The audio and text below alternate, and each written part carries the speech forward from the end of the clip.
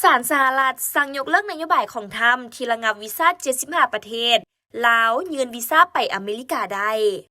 สำนักข่าวต่างประเทศรายงานว่าวันที่22สิงหาคม2026ศาลรัฐบาลกลางสหรัฐในนครนิวยอร์กได้มีคำสั่งยกเลิกนโยบายของรัฐบาลที่ระงับการออกวีซ่าถาวรให้แก่พลเมืองจาก75ประเทศซึ่งในนั้นรวมมีประเทศลาวนำคำตัดสินนี้ถือเป็นข่าวดีสำหรับชาวลาวและพลเมืองจากประเทศอื่นๆที่สามารถกลับเข้าสู่ขบวนการพิจารณาวีซ่าได้อีกครั้งท่านนางเจเน็ตวากัสผู้พิพากษาศาลแขวงนิวยอร์กได้ตัดสินเมื่อวันศุกร์วันที่21สิงหาคม2026ว่า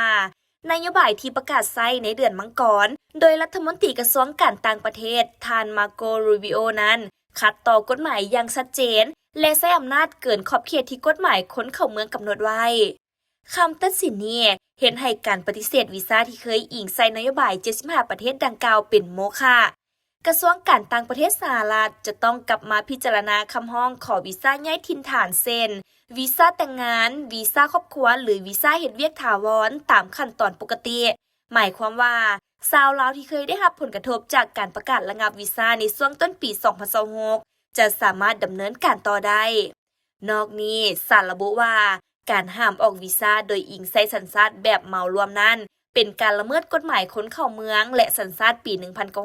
1965ซึ่งห้ามบ่ให้มีการจำแนกสัญชาติในการพิจารณาวีซ่า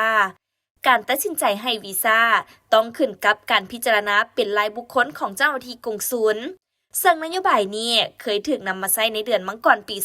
2026ซึ่งส่งผลให้กระทรวงการต่างประเทศของสาธารณรัฐประชาธิปไตยประชาชนลาวต้องออกแจ้งการเตือนให้ประชาชนลาวงดเว้นการยื่นคำร้องขอวีซ่าสหรัฐชั่วคราว